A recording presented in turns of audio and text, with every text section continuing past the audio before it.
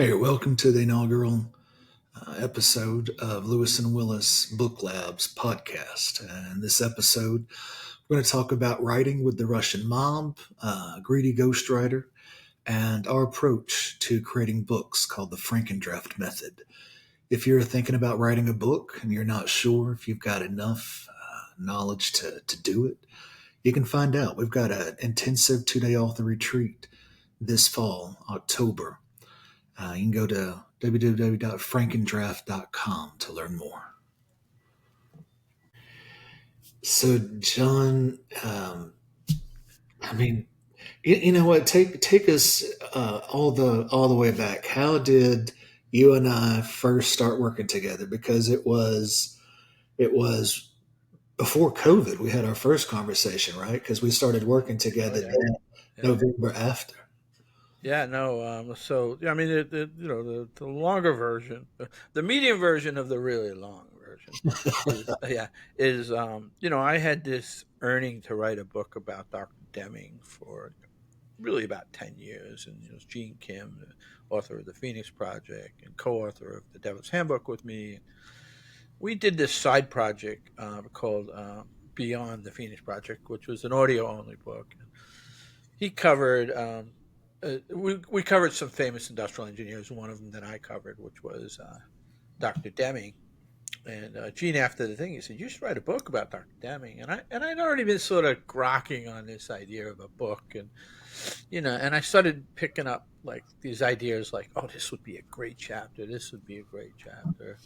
And as I tell people, for me, like, if I can get to like three stories in a book, and I think the book idea has like really cool tentacles, then I feel like I have it. But we can talk about this in a future podcast. But I think there's something about like a way of storytelling that I think you and I fit really well, which is there sort of like a general enough of a like good stories about a really meaty subject, and then is there potential for an incredible amount of tentacles in that story? Anyway, all right, so we'll come back to that when we talk about helping people find their book. But so I had this, and and I it's like everybody, like, and I think part of what we're going to dedicate a lot of our podcast to is how do you get to really writing a book. Now, before that, I did collaborative books. I was, basically, DevOps Handbook was a collaboration over a very long period of time. By the time it's published, I'm like, yeah, I think I wrote that part, but you know, and I've done a fair amount of like collaborative books. But this was sort of my first, like, this is a John Willis book, right? And it's hard. It is. I've heard people tell me like, I'll never do that again, and I'm like, I love doing this, right? You just got to find the right formula. But I was in that sort of like, is this ever going to get done? Is it ever going to get done? And I know we sort of talked. I always say that like it was the pandemic that got me off my ass, so it might have been the earliest of the pandemic, but it could have been pre-pandemic. But I thought like I finally decided like if I'm going to get serious about this, I need to really do something. I would have been fumbling around with this idea for about a book about one of the most famous industrial engineers, Dr. Edward Deming, or the father of quality, as they say. And and I like literally, just realized I wasn't going to write this book by myself. I needed something to help. I needed a system. We talk about systems thinking. I needed a system to help me. And Todd Lewis, was it? No, Todd. I'm sorry. What was his last? What? Satterston. That's right. Don't get old. You forget people's names. The So I went to him and I said, I really, he'd always give me good advice, like write every day, or he had some really good, he one of the things he said, if you like a particular author, and I like Michael Lewis, he said try to rewrite the first two chapters of his book. That was an interesting. I didn't do it, but finally I went to him. I'm like, I'm stuck, and he said, "All right, here, let me give you a list of a couple people, and your name was one of them." So I talked to somebody else, and they were like, And I actually had talked to, I'm just going to out, and Jonathan Smart, like, he worked with ghostwriter, right? And I talked to him. Oh yeah, like funny stories, right? Let's go with the funny stories. So I tell him the story of my book. So he has this like flat rate, you pay him like 25 grand or something. Like even then, you should be suspicious. Like I know this now. Like if somebody's willing to take 25 grand to be a ghostwriter of a complicated, and let me be clear, I don't like calling you a ghostwriter because we co-wrote that book, but my our book, the Deming book. But so he's got this flat fee, 25 grand. I tell him the story, and he's getting all excited. I mean, he's like, wow, wow, he's making, like, yeah, that sounds. A few days later, he revises his offer, and he wants a percentage of the book. And I'm like, yeah, no, man. Like you said, it was like 25 grand. I was going to go ahead and pay that. Sounds like you did good work for Jonathan Smart. And he's like, well, in the past, I've gotten screwed as a ghostwriter. I'd write a book, and it turned out that the book made a ton of money, and I didn't get anything. I'm like, well, sorry, bud, this ain't the one. You're going to change your model. So I literally cut him off. I've got a short fuse on, like, people who are just, like, willing to make, I'll just say crappy or bullshit, you know, turns in the road, and like how you deal with them. So I'm like, this is not going to be good. So anyway, and then I got a list of people from Todd, and one of them was some other guy, and he seemed quasi interesting, but like didn't like fall off the chart for me. Like, this is unbelievable. And then you and I spoke, and this is a little bit of dirty trick on a little dirty pool on your side. We go through your whole system, and I'm like, this is perfect. This is exactly how I need to write my book, because come to find later, like a lot of these sort of ghostwriters will say, hey, spend a couple weeks with me. I'm going to go away for 3 or 4 months. I'm going to come back and give you a book. I'm like, yeah, that ain't going to work for my book. Like, first off, I got to write a good portion of it. There's going to be a ton of research. And your system was like, no, this is a journey together. We're going to, again, that's why I think, pigeonholing you as a ghostwriter is a terrible thing, because, and no disrespect to ghostwriters, it's not like a horrible thing. Sure. Is that you have a system, the system where you literally are co-authoring a book. In my opinion, I know you do have some clients that do want to just go away, but the system you were describing to me, the Frankendraft and all these things that we'll be talking a lot more about, it was like, this is exactly how my book needs to be written. I need somebody who can sort of be my yin and yang. And then we go through all that, and I'm like, where do I sign? They're like, well, I got a couple of clients. I don't take on more than a number of clients, and I can't talk to you for a year. Like, you dirty dog. Yeah. And then I went just a little bit like, what could I do to knock one of those guys? This goes back to your credibility. I was like just hinting, like, well, what if? And you cut me off, like, no, John, like, I made a deal with these people, and let's not even go there. So I realized, which was a good thing, because it turned out to be, working with you being such an honest person. That's a good sign when you're not to be dishonest with somebody else, and I'm pretty sure you're not going to be dishonest with me, right? And and again, those are like smells that I pick up, and so I'm like, oh, and then I like naively, I'm like, oh my god, there ain't no way, this book has got to be written right now, and I can't wait a year. I mean, it was probably around November, December when I was talking to you. And then we're getting into October. And so, like, yeah, you could, like, I'll let you segue into your next question. And my wife, and I'd gone through a terrible year of dealing with other potential ghostwriters. And I will say capital G ghostwriters, and then my wife is like, didn't that guy say it was going to be about a year? I'm like, holy shit. The one where there's no way, Mr. Lewis, there's no way I could ever wait a year. Here we are in October. I'm like, oh my God, please tell me he hasn't signed another couple of authors for the next year. And when I called you, he was like, man, I really wanted to do that book. I'm so glad you called me. And we started inking it and started working on it. What do you remember what year that was?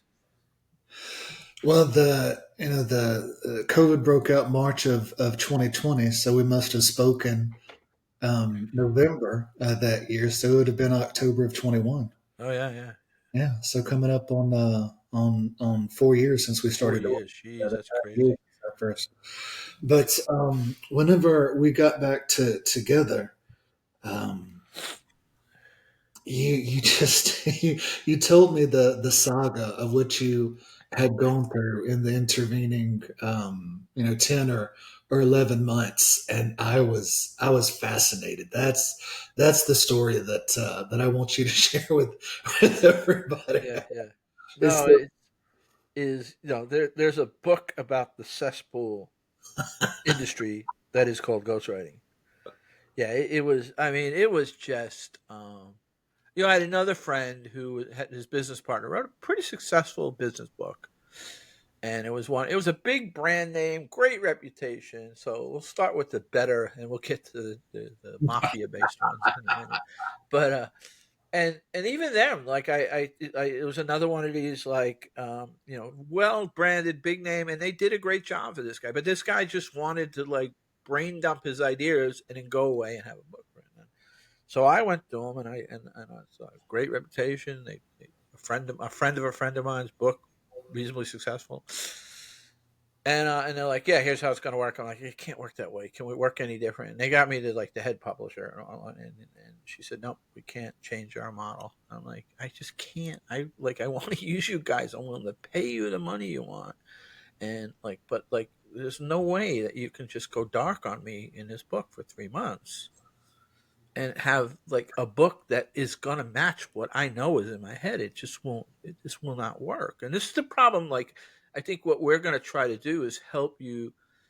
Like if you want to just get your memoirs out in a book, then hiring a great, like a capital G ghostwriter, probably is the thing for you. But if you have a story like that's burning, like you don't want to just give somebody like a week's worth of transcripts and then just have them come back with the proposed book. No, first off, you didn't write it, and like again, there's nothing wrong with that. Like, again, there's nothing wrong with like not right. Like probably, if my napkin math is more than 50% of every book ever written probably has a ghostwriter. Uh, even the big name guys now just use a bunch of students to help them write their books, right? Uh, but the but again, like I don't see, to me it's more about how, like how I couldn't imagine, if any of you listening have read my profound stories and now Rebel of Reason, like you can see there's no possibility of somebody, even Derek, who's like an amazing author, to just go away. Like, I mean, what are your thoughts about that? Like, could a profound ever worked? As good as you are and as many books as you've done, could it been that kind of story if you would have just taken it in your classic sort of capital G ghostwriting business? Well, and I think that goes back to the difference in the Frankendraft method versus the conventional approach that many people think to writing books. So for so many people, they think you've got to have the outline, you've got to know everything from the beginning, you've got to have all of the research, and that's not the creative way to approach something that is inherently a creative um, uh, piece, Right. right? Like, people know that if you're going to write a novel, you don't know everything that's going to happen and then you just write it. They expect that you have a creative approach to, oh, this happens, and then, oh, you discover this, and you have the epiphany. Well, the same thing has to happen Yeah. even with a nonfiction Yeah. book, For even with somebody who's a subject matter expert. You can't just know everything from the Yeah. beginning. You Well, have to go through the creative yeah, process. and I think nonfiction probably even I hadn't really thought about that, but nonfiction probably even worse because especially in the kind of books that like we like writing, which is sort of taking like a Dr. Deming or the history of AI and Rebels of Reason. Like my joke in my prologue for Rebels of Reason is like you want to make God roll on the floor laughing. Tell him the book that you want. Tell him or her the book that you want to write. Right? Like it, like yeah. You just like I mean, just read the my the my prologue to the Rebels of Reason. Right? Like it is the um, I mean, like how we came about, what we thought we were going to write, then we learned a little bit more, then we found this sub theme, and then it wasn't until like three-quarters of the way in the book we came up with the rebels concept, right? Like, Yeah. so like again, that magic could never happen anyway. All right, so let's put that, because we'll spend more time on this type of. I think like I think we have got a lot to explore about like how we see helping people write books that they're burning to write, right? So we'll come back to that. So all right, so that was the sort of mediocre story, which at least I had enough foresight to know that like there was no way the book that was inside of me. And by the way, those are the only people that we really want to deal with, right? Like, I mean, like, I don't like if you just want to brain dump your idea and like get rich or try to get rich, great. But like, if you had this like inside of you, like you've been saying to me, some of my friends, boy, John, there's a book in me, like, then like you need to follow our path, right? The Frankendraft path.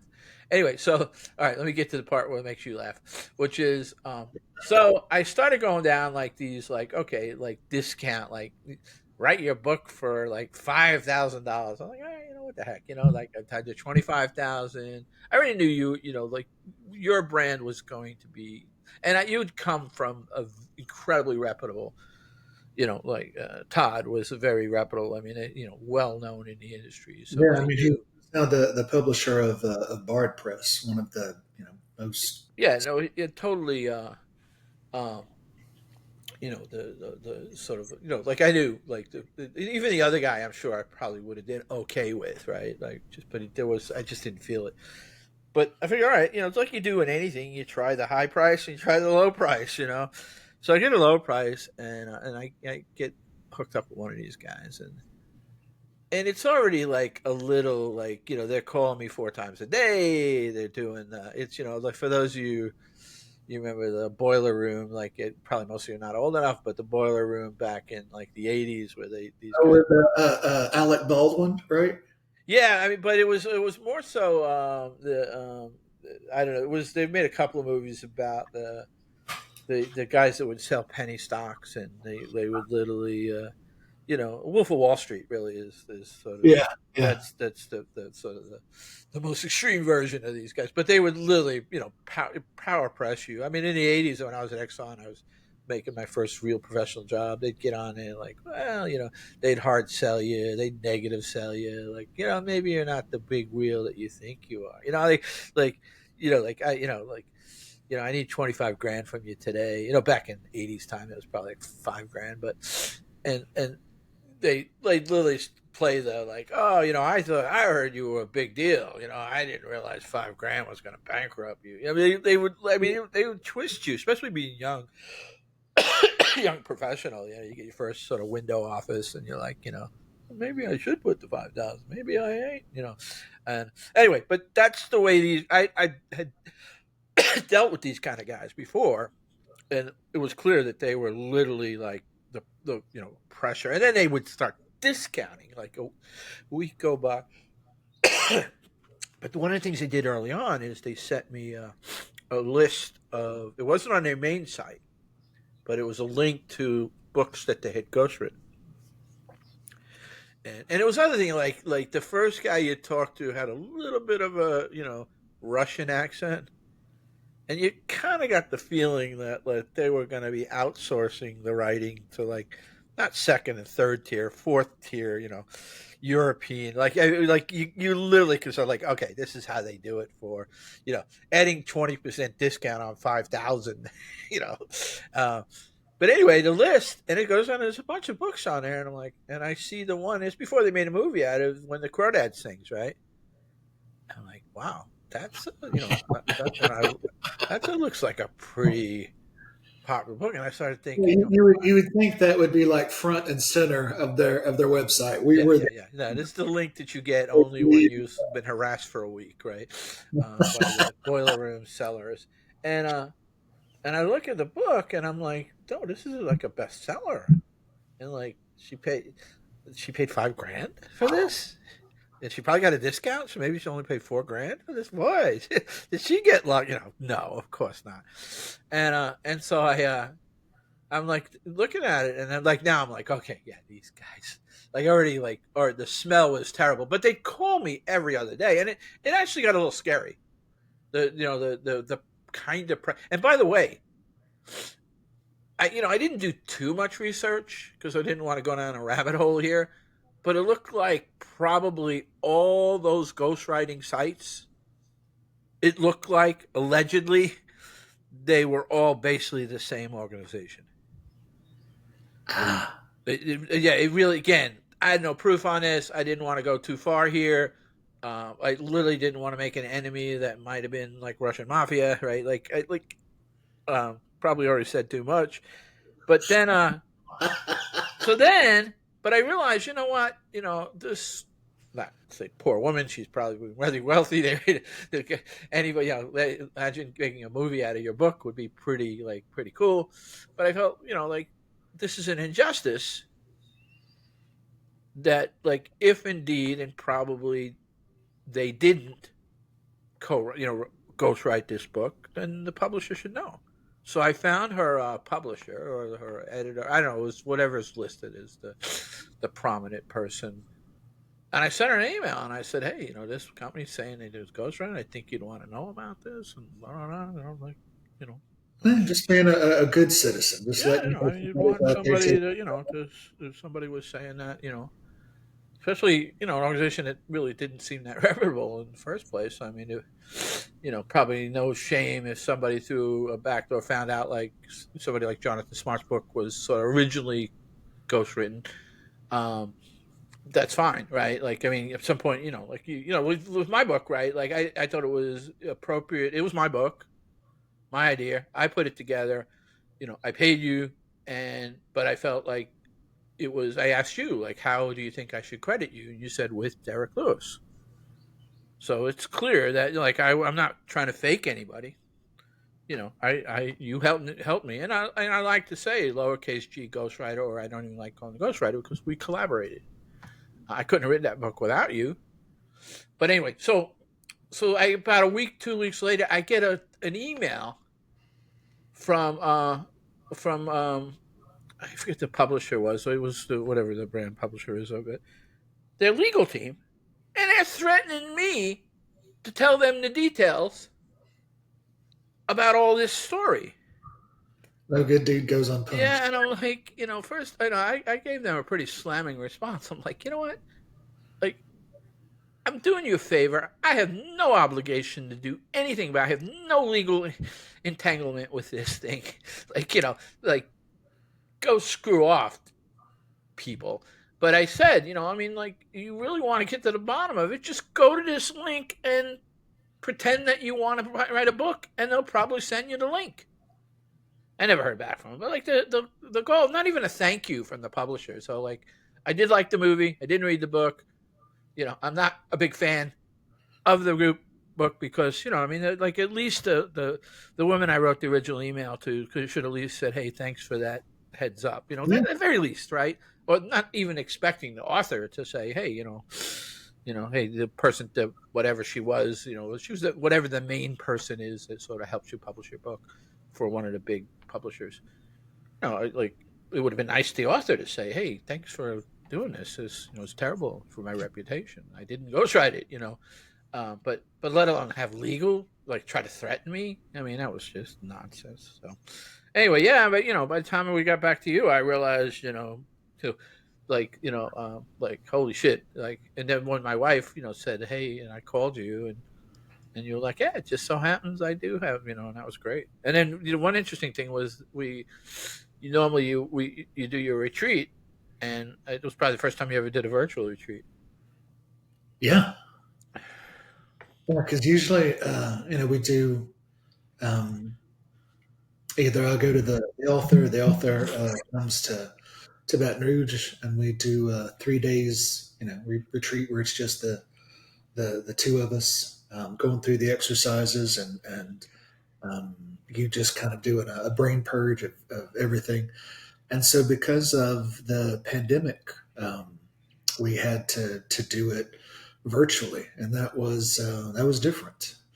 But as Steve Jobs said, it's only in hindsight, and looking back, that you can connect the dots. And I think everything had to happen like it did for us to end Yeah, up where we yeah, are yeah, right yeah. I agree. I agree. I mean, it would have been, yeah. I mean, interesting how we kicked it off. I don't know. It was like a level of like, I mean, what was different is, and I guess is a question to you. I think Profound was probably the first sort of different kind of book that you engaged in, where working through that process or that was different than probably I suspect that any other one you did before, starting with a virtual retreat, but then the fact that we sort of both were like constantly doing um, research. You'd find something, I'd build on it. I'd find something, you'd build on it. We literally every Friday for over a year and a half we met as sort of like our stand up to sort of go through the process. We'd always take whatever we were working on prior, what future, and so that was sort of I think different. I think probably even sort of the point of motivated you to sort of creating, this Lewis and Willis structure of like a better way for you to help authors. Anyway, I'll now. stop. I'll let Your, well, to your not to say I don't want to say to your credit, but to my eternal gratitude. Um, it got to the point in the book where I was of course, I want every author that I work with to have a wonderful book, but we had gotten to the point where I was emotionally invested in you. the Okay, yeah. book. I've got a And great story on that, so let's keep going because I got a good story on that. but you felt that, and Yeah. it was after you were signing with IT Revolution to publish through Gene Kim's publishing company, and you just I forgot. I remember Oh, I was in the truck. oh, I I remember. remember exactly. I could tell you the story exactly, and it Oh, was. So I was remember. going back and forth. Vicky was saying, are you gonna put Derek's name on it?" And I'm like, I think I have to, but it's my book, and I still had this uneasiness about like, the world will know it's been ghost. Again, lower G, lowercase G, ghost written. And now I have no apologies, but or no sort of angst about it. But I was sort of like, okay, there's no way I cannot the passion that he's put into this, but I'm still a little bit on the fence. And we were going up to do sort of. So what would happen is we had Leah Brown was our editor, and from IT Rebel, and she's amazing, and she's done Rebels a Reason for us, and she's just incredible. Like we both incredibly enjoy work, and she's about as professional as get. But part of the IT Revolution brand was they have a specific like page count, and this is not just them. This is sort of everybody. They try to cultivate their brand of like things and in truth the we went off the reservation on the Ark a couple of times in the Deming book and but we had there were stories we were literally playing Battleship, really, in a way. We'd like, okay, we'll give it. We know she's going to want a couple more stories. We did this a couple times, and so we'll give her these. But like let's. What was it? We had 90 something thousand words, and they want or eight. We had 80,000. They wanted it no more than 60, and we finally like wound up at 63 or 64, something like that. Yeah, and there's that sort of crazy game that you sort of play, and like everybody has to play it. And so, but we were being like pretty, like we were playing a little bit of chess here. Like, okay, I think she's going to want more, so let's. And in a sense, we actually gave way too many, but like we sort of like, but there was one that like in my cold dead hands, the Devil Wears Prada, The Devil Wears Prada. and so going into that day we had to call Leah at about 11 or 12. She was on West Coast. We're on East Coast or Central Time. And maybe 1 o'clock. So we got to get some coffee. And you were just like, man, this is going to be miserable. I'm so dreading today. And I realized you were panicking more than me about my book. Like, you were like, and I'm like, no, Derek, wait, let's come out. He's like, well, like just That's right. we're gonna That's have to right. give up more stories, and we may have to give up like one of the really good ones. And I'm like, well, and I'm being like the parent, I'm like, calm down, like like Leah knows, we'll Yeah, get you through this, and ready I to. could see like you were having a terrible day. And in theory it wasn't your book, but it was, right? And that was the like listeners were ordering coffee. I'm like, all right, I gotta tell them, hey, I'm putting your name on the book, and I saw like how you were like more depressed than I'd gotten over it. Like, okay, I gave that one, and for me at that time, like you weren't getting My Devil Wears Prada, which is about Deming's wife who came up with women's sizing after World War II, right? Like, and and which is, by the way, in Profound Stories, right? The other sort of, we took all the stories we cut cleverly, we created another book, but I realized you were like really fretting, and I was like, yeah, like this would be criminal for me. What his name and it turns out that was the one she went for, and Leah's like brilliant in that, so she's like, you're the author, it's your book, you get to decide, but I'm just going to ask you this one question. Because the question was, and spot on, was, does it contribute to the arc of the book? Is called, for those who don't know at this point, Deming's Journey to Profound Knowledge. And is this story, a sort of a main thread arc of his Or is book? it a really cool tangent? That's right, a really cool tangent, and I like, you got me, and I let down my guard, and in the end, I think the book's great, but like that story, I should have probably said no on that one. Well, I mean, tell the story. You a couple of months ago, you were on the phone with Kevin Deming, the Oh grandson, yeah, yeah, yeah, yeah, that's right. Yeah. and Well, they not they Deming, but Kim Cahill, but yeah, yeah, yeah. His oh grandson from yeah, the mother was Cahill, right? But right. anyway, yeah, And they yeah, didn't know. yeah. And just to be really clear, like so, I got the sense. So we were talking about so he hadn't read he hadn't read Profound Stories, which is where we eventually took that story. So Eventually, again, put, yeah, the just at devil the was. baseline, Deming's second wife, but really was the love of his life. Was his first wife died early, um, and the was a statistician, mathematician, In her own right. and before they got married, even though they worked together on a lot of published papers, I mean, very rare for that time, right? Like we're talking what, in the 30s, 1920s, yeah, yeah. 1920s. And she's publishing, research, and the one of the things she got pulled into was actually after World War II, the a lot of the mail order businesses were getting like lots of returns for women's clothing sizes because there wasn't really any good science behind the sizes. And so she was brought in on a grant to come up with a statistical analysis to come up with a system for women's clothing sizes. So the whole joke about Anne Hathaway and The Devil Wears Prada, the two is the new eight or four, whatever it is, right? Like we did a really beautiful play on that, the intro to that, where she gets called, she says I'm a four, and they're like, that's the new eight or something, like whatever, right? And we talk about Marilyn Monroe, how she would have been like a six or what, whatever. It does, like, but we did a whole play on that, and then we explained how Laura Shoup, who became Laura Deming, Lorna Deming, Lola, Lola, shoot, okay, there Lola. you go. Lola. And like she was, very, like has a place in history, and that she's a great story, right?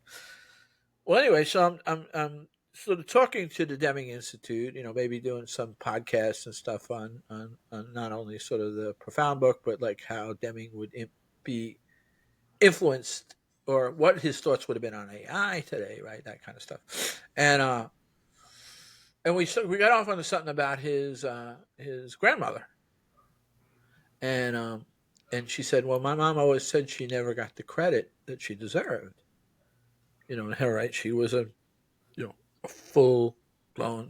People sort of saw her as the grandmother. I mean, even the story we tell in the beginning, she's the grandmother who's watching the Yeah. NBC documentary and all, and And I said, "Oh yeah, well, I don't know if you probably had a chance to read Profound Stories, but we have the story of she was the woman that came up with sizing." I don't know if he said it like just to be really careful because I can't remember if he said, "Oh, I didn't know that," but like I got the sense that he didn't know that. Like when like I told him that story, because I was I told yeah no she was an amazing woman. I even think I said probably someone should write a book about her, but the the I got the sense that him and her daughter um, basically didn't know that she was the kind of woman that came up with it. So yeah, no, like that's a profound story. uh, but yeah, but sort of like I think that was sort of funny that like we gave that one up, but again, to Leah's credit, I mean that's what she does. She is really good at. But what's interesting? I think this is sort of another sort of interesting. So we self-published Rebels of Reason, and like we were scared to death of going through the Leah experience. Getting our chessboard set up or our pre-strategy. We'll give her this one, but like we'll hide that one. It's like the kids, playing and having a great time, but then, oh my God, mom's coming home. We got to clean this mess up before she. Yeah, yeah, yeah, yeah, yeah. So we and interesting enough, like she gave us incredible editorial helpful, but there was no stories. One, it was a different type of book in that it was a storytelling, sort of chapter storybook. But second, I think she said that when there's something interesting that sort of I learned is it's sort of instinctively know this, but when you hear it in clarity from a editor from a prominent publisher like IT Revolution, is that the publishers have their brand Mhm. model and sort of templatize what they want. So even as somebody who like Leah, if you're working through IT Revolution, you're going to get the Lear editor that is going to do the best for you and the publisher. Yeah. When you're doing it as independent, she is solely working for you as the author, and just wants to help you if there's any inconsistencies but was more likely not to go sort like, well, we're going to have to shave some edges, and I don't think there were any stories shaved. No, I don't think so. But part a part of that came from the fact that Oh yeah, that's right. whether we published through IT Revolution or not, that we wanted Leah to be the editor, whether she was representing IT Revolution or That's right. or That's uh, right. Yeah. as a freelancer. Well, So we kind of already had the scary, in the back. Well, yeah, that's what right. Right. Well, it's funny too. Then again, your instinct was right too. Your instinct about all things publishing is typically better than mine. Um, is that I was just convinced that because we had talked to IT Revolution about this book, and it just all the sort of variables didn't align, right? And I just thought that she would have had a conflict, and you're like, no, because we both knew that she puts out her shingle, um, to be independent. She does work, on her own time, and so I just thought I was given a low percentage chance that we'd get her, and then we were going to have to go with somebody we didn't know. And to your encouragement, like, hey, you can't hurt to ask. And I asked, and she was absolutely, I'm all in. And she's probably our biggest fan. I mean, she not only Yeah. did she do books, she gave us a beautiful, like, on Rebels of Reason that she felt that she better understands AI now better than because she read the book, and so she's uh, and I think, she even said, like, I was sort of disappointed when I found out I wasn't going to get the work on your book through IT Revolution. So, but yeah, I Yeah. think there's a whole lot of lessons learned there on self publishing, and I think what you were going to probably allude to, which is, the other thing that we learned from Leah and Anna, like Anna is also the head editor there, and both of them are like incredible, absolutely incredible to work with. And is that they set a standard for us for self publishing, like citations. You look at I mean, one of the things I'm so proud of when I look at like even the Deming's book. I mean, you look at the citations and the references, and like like you just open up the back of the book, and you're like, oh, I want to read this book. Look at all the people I've heard of, people I haven't heard of, and then and then forget about it for Rebels of Reason. I mean, like anybody who has any interest in sort of general science and history of science, just take a look at the the not just citation but the index. Index, yeah. And Gina did an incredible job on the index. Going back to Deming's journey to profound knowledge being a different kind of project for me. So I've almost exclusively worked with subject matter experts, and so for the vast majority, um, like we'll go and find facts and studies and statistics and whatnot to support their claims, or they say, I've been doing it for this way, found out that there's some quantitative evidence that suggests that this justifies. But with the Deming book, there was so much history in there, and that's something that I was used to doing citations really for the data, but as Leah coached Yeah, us yeah, yeah, yeah. with the historical claims, if somebody comes and says I want to dispute that, or I'm not sure that that's the Right, case, right, you want right. to be able to cite chapter and verse. This Yeah, is yeah. and No, I think that's actually not to get too meta here, but it's incredibly important. Again, just because a citation doesn't mean it's absolutely true. But the point is that it has been published somewhere that it has happened, and you at least found enough evidence, like most of the stories that we told in both books. Um, there was enough evidence of a story, and then we at least found the most credible reference to that story, and then document. I mean, like, um, yeah, like it, it, you can't quote Wikipedia and say it's fact. But if you go to enough different sources and you kind of triangulate, you get to the point where you're like, I feel like this is reasonably credible. And even if there was only one place where we found something, we would say at least one source, or like alluding to right. the fact that Well, we and then, just come up with this, but it well, and like the part I was saying about meta, like everybody's complaining about AI and what if it's getting the wrong source? Well, like time clarify. So this isn't really less to do with AI than just human history itself. Like you could have years of history of like this is truth, and then somebody uncovers something about some story 150 years later, and it's no longer true. But sorry, the history books have like yeah so. I think I told you I'm doing a little bit of research on quantum, and like there's like all these like stories about how Niels Bohr and Einstein met on a trolley car, and then there's like all this evidence that they really didn't meet, and like, but so like there's a really like a whole nother level of like the history of like these deep sciences that have all these stories told over and over. Anyway, so the point being that, but the thing I'm super proud of is one, I think we uncover the brand that we've created here is we're uncovering like if I go back in time I would probably not, but rebels of quality, but it really was about Deming, but we're talking about like rebels of reason. this What? maybe Yeah, just single sing. rebel, a rebel of quality, right? But that thing that we've sort of been creating is that one is heavily technical and with a lot of meat on the bone in terms of where all that stuff comes from. I mean, like Claude Shannon writing a unicycle Yeah, that holds Bell Labs, right? Like, yeah, I mean, like, yeah, like I've told that to a couple of people now who are like geeky computer scientist guy, like, really?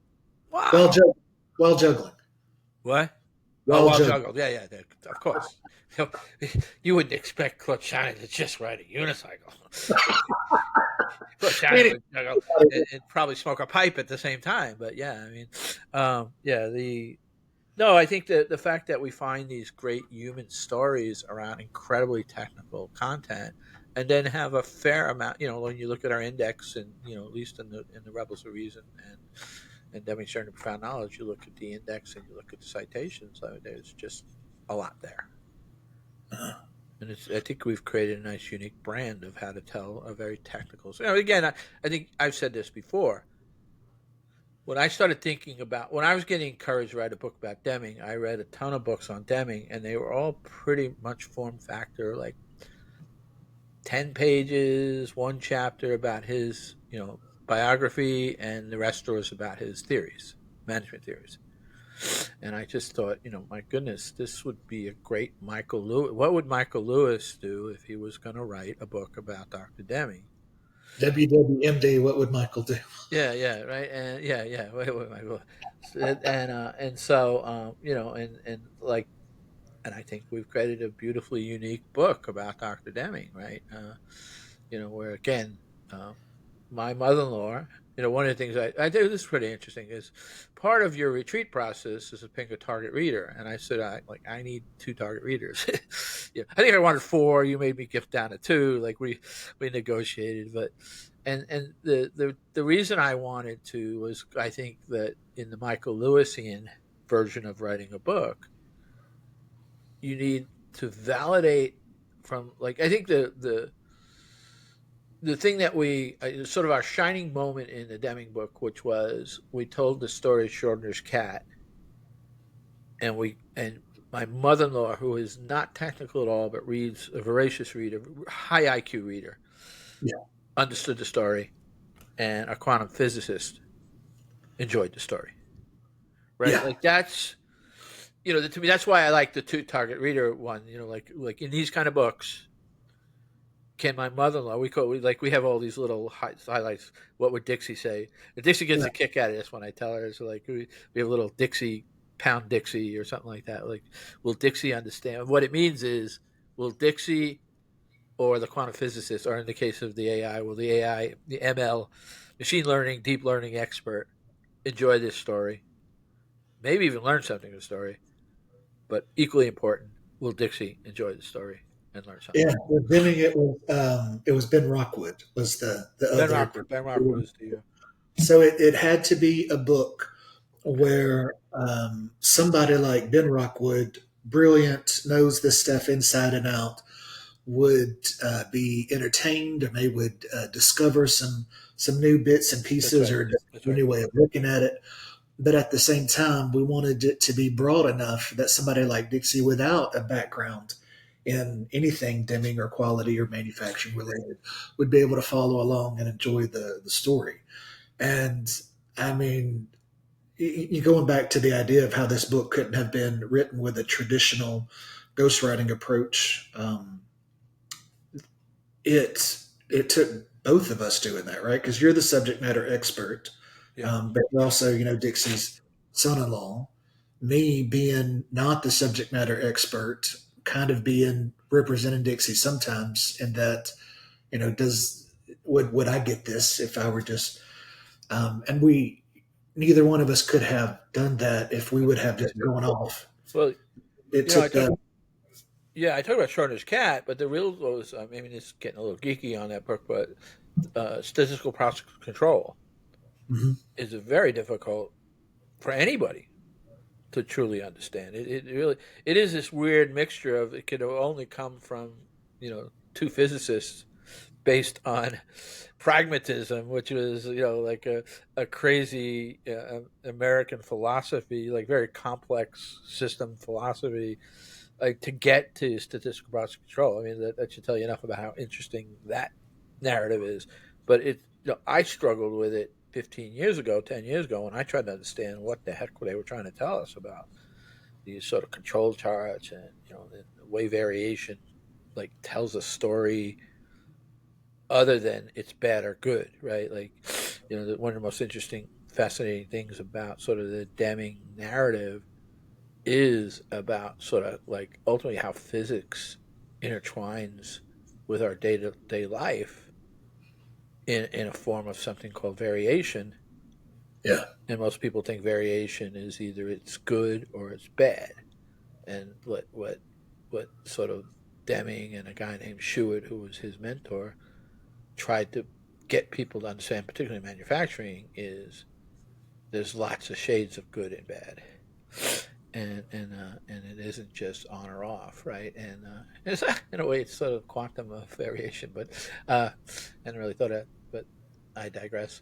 But anyway, but that was a hard one for me to understand 10 years before I met you, and I watched you struggle through the same struggle I did to try to, and then finally where you got it, like holy crap, right? Like, and I got a lot of young people now because of the book now, like get it and are actually taking old techniques and applying them to sort of new things like cloud computing and DevOps and but yeah, so I mean, but like that was another one that wasn't as clear as the Schrodner cat story, but like watching you, you're sort of like grinding to try to understand how to explain this to the point where that aha moment when you sort of got it.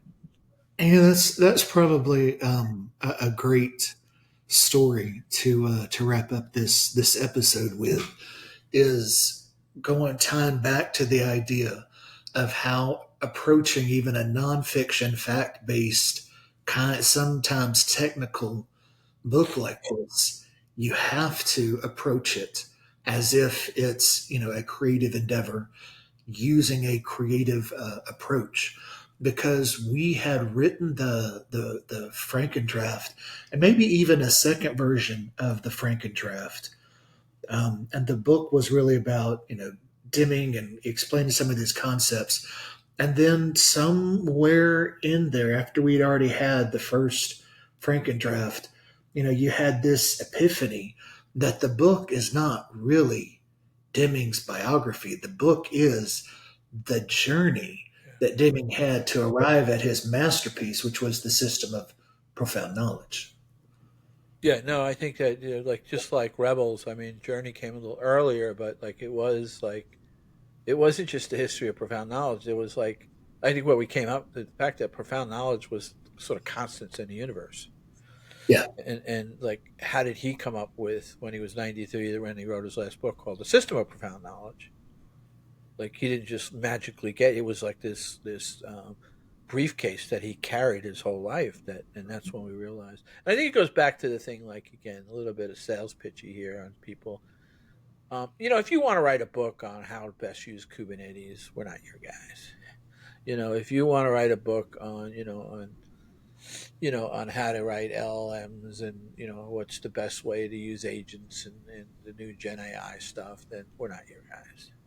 But if you've got a story about how you think about the world and the technology that you feel is unique, I can tell you two things, a couple of things, at least two, that this is the path. What Derek has created and trademarked is what he calls Frankendraft, and again we'll be teaching you more about that. Um, and the like, and it won't be like when you talk to other people that you hated the journey. yeah, Like the two things I think one is this is the right way to tell a story that has this technical, it's sort of everything that you're thinking about, you have this desire to sort of get something out of you. What's your quote, like it's Stephen King quote or like it's yeah. Stephen King said, I believe stories are like fossils in the ground, and the writer's job is to extract them as intact as possible. yeah, and so I think the two things, one is I believe, after all this stuff, if you look at my resume, it's 13 books, right? 6 or 7 of those were red books that I again collaborative books that I did with IBM. I did the DevOps handbook. I did another one called Investments Unlimited, which was about security, audit in large IT departments. I did Beyond the Phoenix Project, the audio book I talked about. Um, so I have this thing about writing books and I had the time of my life writing Deming's Journey to Profound Knowledge for a number of reasons. One, you're an incredible writer. Two, your passion for research equals mine, which again, and again, I'll say lowercase r research. I like using uppercase r. Like I'm not an academia researcher. In fact, there's some benefit to that. There's some negative, but the point is like researching for just like learning, and you're an insatiable learner. So like the combo of working with Derek, but now working with what we're calling Lewis and Willis is if you have passion to learn and you got a passion to tell stories. I mean, I'm telling you right now, I'm telling you, like, that I have to sell it to you, like, you either believe me or don't believe me. This is the right path for you, uh, because again, those all have to be true. That you don't. It isn't a book about how to set up, semicolons in Kubernetes, or where to put, what agents you should use to run a million agents running against 1,000 LLMs. Yeah, I mean that's great stuff. We're not the guys, but like if you did, there's this burning story to tell that has technical intertwinings and all. I can tell you right now, there's no better way to write your book.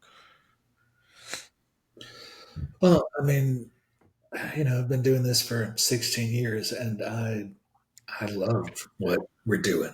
Yeah, And what I'm excited about with Lewis and Willis, with your encouragement, your vision, our partnership, is finding a way to scale that, so that yeah, while I still we're still going to be working with a handful of people a year to do for them, which you and I have done for 3 books now. We haven't released Digital Confidential because we say a few people need to die before you release. But writing's hard, right? That's the slogan of our company. Writing's hard. We make it fun. yeah, So the Frank and Draft method, whether you do it with us, whether I teach you how to do it for yourself.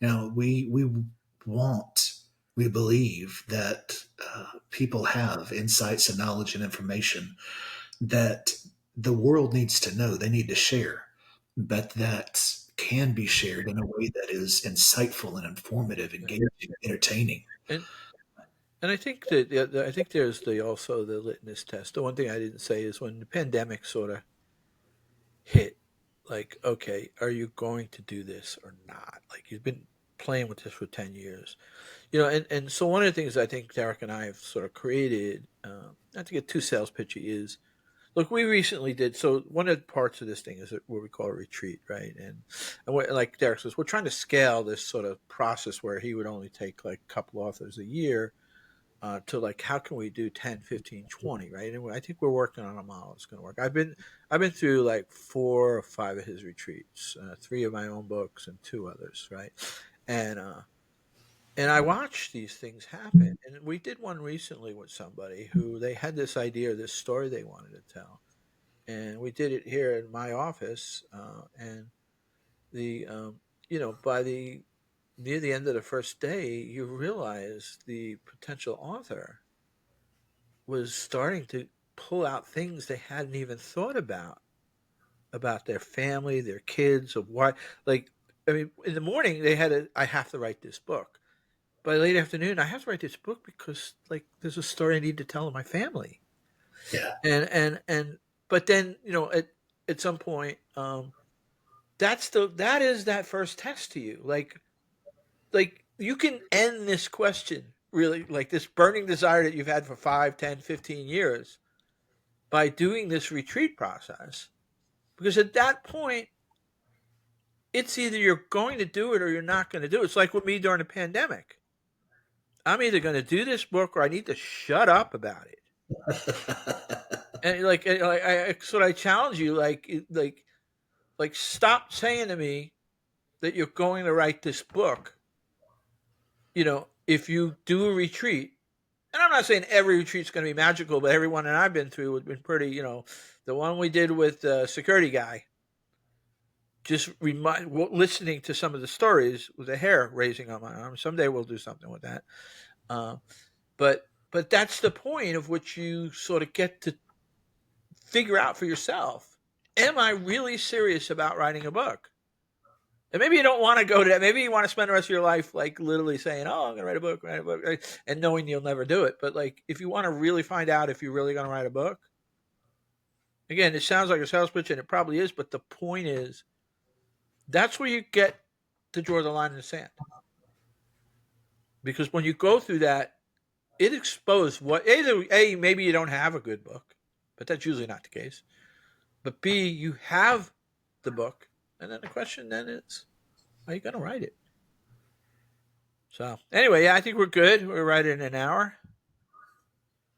Yeah, and we've got, like we've been saying for a while, getting ready to start this podcast. We've got fodder for, hours. We want to talk about AI in writing. We want to talk about a great template for approaching stories. We want to talk about the Frankendraft method. We want to talk about the creative process. So, Yeah, we're going to interview other authors too, like people that haven't gone through this process but have great books, and there's some good books that like, and just have fun, like hearing what their experience is. Some of them like, yeah, I love it. I find there's like three sort of flavors, and I like to put everything in threes, right? There's the people who say wrote a great book and said, "I'll never write another book again. That was yeah, terrible." We have the people like me who are like, I can't see myself not constantly writing a book for the rest of my life, be working on a potential book. And there's people in the middle who are still like, yeah, no, I like that my book's doing well, but like, yeah, I don't know, like I'm just not sure. I mean, I don't have anything negative to say about the process. Everything's been positive. Just not sure if I do it again. Might not. Anyway, I'd like to interview some of those people. I've got a couple people in mind who I know who've told me flat out they would never write a book, and who wrote a fabulous first book. And I know a couple of people that are like in that middle area. I don't know many that are like me now. Like maybe it's my age where like, yeah, I can't see myself not working on a book every day for the rest of my life. I mean, not. It's really not me because the Frankendraft is not something I created. It's something that I discovered.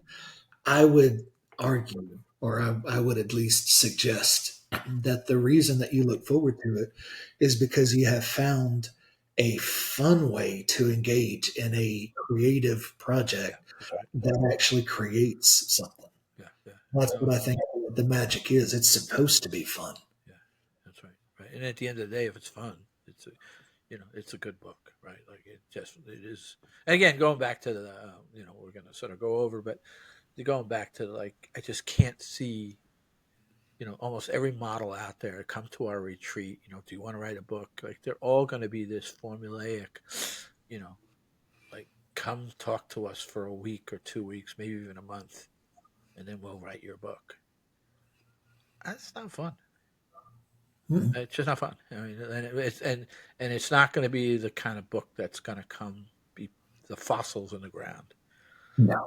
They're not. It's not going to be Like that. you said, valid business model, and Oh there's yeah, plenty. no, and not saying again, depending on what the book that you want to do. The coach that wants to basically tell the quickest version of how his success worked or her success worked. That's probably a perfect model. Hopeful.